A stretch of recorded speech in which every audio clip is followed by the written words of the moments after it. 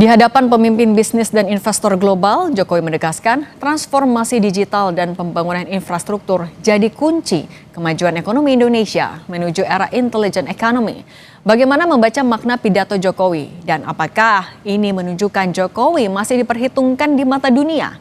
Kita bahas bersama pengamat politik sekaligus Direktur Eksekutif Carta Politika Yunarto Wijaya dan Valdo Maldini, politisi PSI. Selamat petang semua. Selamat petang. Saya ke Mas Toto dulu ya. Waalaikumsalam warahmatullahi wabarakatuh. Mas Toto, kalau dari kacamata politik, sejauh mana Anda sebenarnya memaknai atau menganalisis kehadiran Pak Jokowi di forum internasional ini? Ya, ini memang sudah selayaknya seorang mantan presiden, apalagi untuk negara sebesar Indonesia, mengambil lebih banyak peran dalam forum-forum seperti ini. Ketika berbicara sudah selesai purna tugas menjadi seorang presiden, apalagi Pak Jokowi 2 periode ya. Artinya kan memang harusnya level beliau ada di level negarawan. Dan saya cukup bangga melihat Pak Jokowi tadi bukan hanya bicara dialog searah. Sebelumnya barusan saja saya nonton di channel News Asia dialog interview dan saya agak kaget ya. Beliau biasanya pada saat menjadi presiden agak berhati-hati untuk menerima interview dan menjawab dalam bahasa Inggris. Sekarang beliau langsung menjawab dengan bahasa Inggris.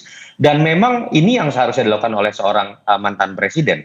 Ibu Mega juga tahun ini misalnya ke Roma dan ke Beijing, Pak SBY juga ikut dalam forum malaria di New York, lalu kemudian juga di Tokyo untuk membahas krisis multidimensi.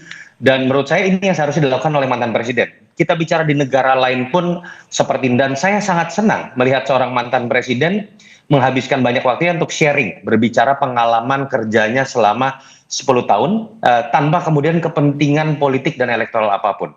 Itulah mengapa di satu sisi yang lain saya selalu menyayangkan kalau seorang mantan presiden termasuk Pak Jokowi itu kemudian malah ditarik-tarik dalam kepentingan yang sifatnya lebih sempit, kepentingan elektoral. Saya sedih melihat Pak Jokowi sebagai mantan presiden misalnya menghabiskan waktu berbicara mengenai relawannya. Lalu kemudian pada masa pilkada malah kemudian menjadi juru kampanye dalam tanda kutip atau digunakan oleh kepentingan tertentu untuk mengendorse. Karena level seorang mantan presiden, apalagi Jokowi yang 2 periode harusnya bisa sharing banyak hal tentang kinerja, itu bukan pada wilayah ini. Itulah mengapa saya dulu pendukung Jokowi. Dari 2014, 2019 termasuk ketika dalam kontroversi apakah Jokowi layak maju atau tidak dari gubernur menjadi presiden.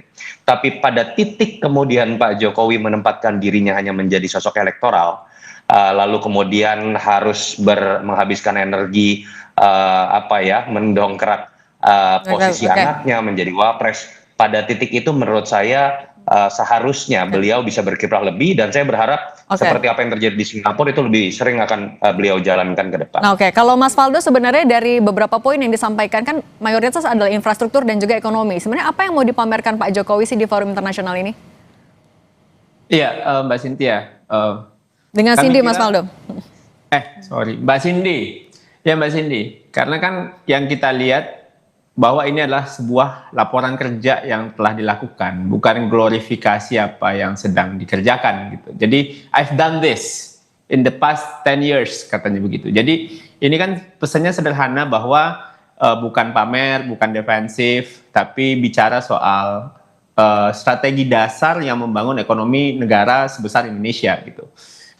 Kan starting pidatonya itu adalah gimana caranya membangun ekonomi sebuah negara dengan penduduk 280 juta orang.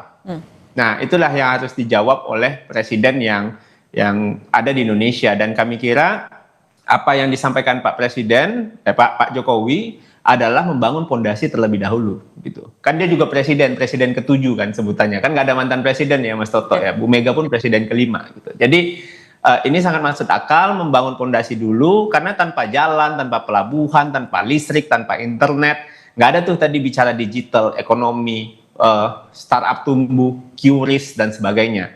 Jadi memang kita lihat apabila mengacu ke beberapa negara-negara lain, Mbak, itu juga dilakukan oleh negara yang teknologinya maju, ekonominya maju, seperti Korea, Tiongkok, Singapura gitu. Emang membangun kondisi fisik dulu, infrastruktur sebelum kita ngomong teknologi. Nah, dalam 10 tahun itu Pak Jokowi melakukan pembangunan itu secara cepat, termasuk keluar dari krisis COVID yang juga sempat membuat ekonomi kita melambat. Jadi di sisi lain ini adalah sebuah upaya yang keren kami kira ya, karena beliau yang diundang.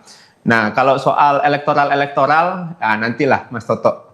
Nah, oke, Udah kalau baik-baik kata Pak Cindy. nah, kalau gitu tapi Mas Toto, ada dampaknya nggak ke dinamika politik domestik ketika Pak Jokowi masih memberikan pidato di forum internasional? Anda melihat Pak Jokowi masih menjaga relevansinya? Kritik terbesar terhadap Pak Jokowi itu kan muncul ketika kemudian ada kontroversi Mas Gibran maju. Karena orang akan melihat ini, ada yang menganggap ini politik dinasti, ada yang menganggap ini KKN. Karena Pak Jokowi memulai karir politiknya malah dalam kondisi atau positioning sosok Pembu Derajat berbeda. Dia tidak menempatkan dirinya menjadi ketua umum partai, dia bukan darah biru, dia tidak menempatkan anak-anaknya juga bermain politik. Sehingga banyak sekali teman-teman aktivis atau kelas menengah yang kemudian melihat ada sosok yang berbeda. Nah, kritik kemudian mulai muncul, termasuk hinaan-hinaan, caci maki yang saya sendiri juga menurut saya harus kita kutuk ya kalau sudah masalah personal. Tapi kalau ini artinya gimana, itu Mas muncul enggak, saya pengen lanjutkan dulu Mbak. Makanya kritik itu muncul ketika kemudian Pak Jokowi menempatkan dirinya di akhir masa jabatannya malah dalam panggung elektoral yang kontroversial. Poin saya, cara terbaik menjawab kritik ini kan seperti apa yang dilakukan pada saat di Singapura ini. Ini menurut saya sudah tepat.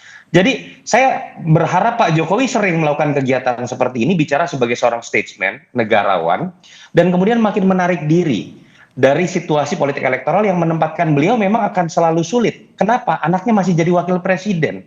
Hal-hal kontroversial pasti akan diperdebatkan. Ini statement saya bukan hanya sebagai pengamat ya, tapi dalam konteks dulu mendukung beliau dengan karir politiknya. Makanya saya selalu mengatakan jahatlah mereka yang ketika orang ingin pensiun dan bisa menyebarkan nilai-nilai dari apa yang jadi kepemimpinannya selama 10 tahun, tapi kemudian menarik-narik dirinya dalam politik elektoral. Karena itulah yang kemudian akan mendegradasi 10 tahun yang sudah dibangun oleh Jokowi sebagai seorang presiden. Kalau Mas Faldo juga melihat yang sama, ini bukan upaya Pak Jokowi menjaga sekedar jaga pamor saja? Iya, sebenarnya kalau saya melihat yang dikritik kepada Pak Jokowi itu justru di bagian terkuatnya, Mbak. Di bagian terkuatnya sebagai orang yang memang tumbuh sebagai petarung politik 5 kali pemilu, win strike 100%, dan beliau memang menjadikan politik ini adalah upaya yang beliau yakini untuk mempercepat pembangunan Republik ini, bahkan beliau sampai jadi presiden. Jadi apabila kritik yang diajukan ke Pak Jokowi itu lebih ke kayak upayanya politik, langkah-langkah taktikal politik, justru disitulah Pak Jokowi. Pak Jokowi adalah orang yang tumbuh dalam setiap pertarungan dalam 5 kali pemilu terakhir deh sebelum Pak Prabowo jadi presiden. Beliau menang terus kok.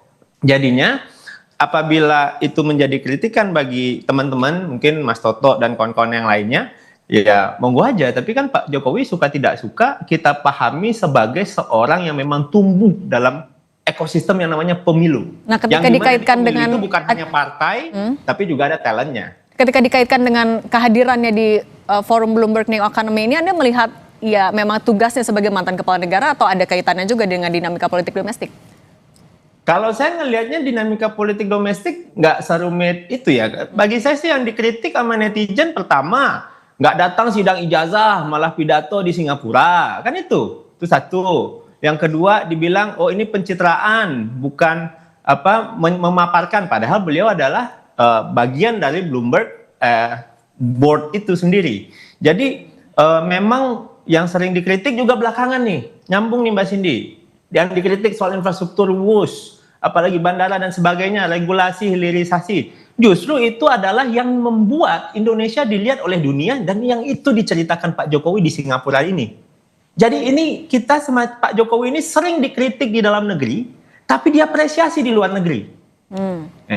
Jadi infrastruktur yang dianggap mercusuar, padahal itu fondasi ekonomi, digital itu dianggap sesuatu yang tidak berdampak, tapi itu syarat untuk ekonomi hari ini gitu. Nah, jadi orang kalau gitu Mas Toto, tapi kalau yang tadi disebutkan hal-hal yang dikritik justru kalau menurut Mas Faldo ini sebenarnya dipuji di luar negeri. Nah, apakah hal-hal ini sebenarnya akan bisa dimanfaatkan Pak Jokowi juga untuk membantah berbagai isu di dalam negeri juga? Yang jelas Faldo ini jangan kemudian menilai kritik ini secara monolitik ya, tidak juga gitu. Kritik terhadap Pak Jokowi itu sebenarnya menurut saya, kalau saya pribadi misalnya, saya mengapresiasi kehadiran Pak Jokowi dalam forum internasional. Malah saya dari awal menginginkan seorang Jokowi ini pensiun seperti ini. Bukan diojok-ojok memajukan anaknya jadi cawapres atau kemudian wapres. Bukan kemudian diojok-ojok kemudian menjadi anggota partai. Tiba-tiba setelah pensiun diajak untuk masuk partai. Itu yang malah mendegradasikan dirinya. Sepakat Pak Jokowi itu menjadi besar karena pemilu. Tetapi kalau kita bicara nilai, jangan dilihat elektoral loh Valdo. Pak Jokowi itu nilai yang tidak bisa dibantah tadinya adalah dia contoh meritokratis. Dia tidak darah biru, dia tidak ketua umum partai, dia bukan anak-anak siapa-siapa seperti Gibran atau Kaisang. Dan kemudian karena prestasinya dari wali kota, dia kemudian bisa jadi presiden.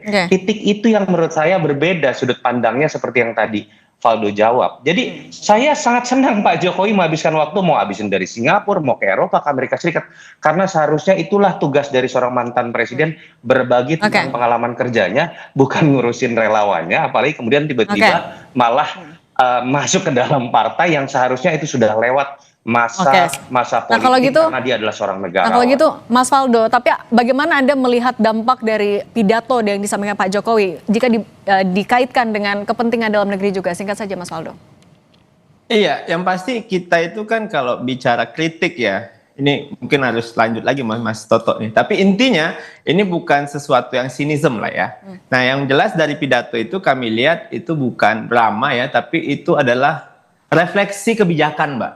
Policy reflection lah yang dilakukan oleh Pak Jokowi, dan saya kira betul bangsa ini butuh banyak percakapan yang rasional seperti apa yang disampaikan oleh Pak Jokowi. Jadi mending kita bahas apa yang sudah dibangun, apa yang sudah dikerjakan, dan itu menjadi inspirasi bagi orang-orang di luar negeri. Nah, sementara memang banyak kritikan terhadap Pak Jokowi, termasuk yang dari Mas Toto dan kawan-kawan terkait upaya dan langkah politik Pak Jokowi, ya kita jangan sampai juga menghakimi Pak Jokowi dengan standar yang kita miliki gitu loh. Karena Pak Jokowi memang manusia politik yang tumbuh dalam pemilu, bisa jadi dia tidak bergabung dengan partainya sebelumnya ya nggak masalah, tapi beliau punya kebebasan untuk itu. Kira-kira segala sesuatunya jangan dikaitkan secara elektoral, itu aja Valdo. Kita sedang berbicara mengenai nilai yang harusnya disebar oleh seorang mantan presiden, dan jangan rendahkan beliau hanya selalu bicara konstelasi elektoral. Oh tidak soal elektoral saja, tapi tentang Anda selalu kaitkan dengan elektoral dan pemilu. Saya tidak berbicara itu. Langkah politiknya dan juga itu di luar partainya sebelumnya, paling gitu.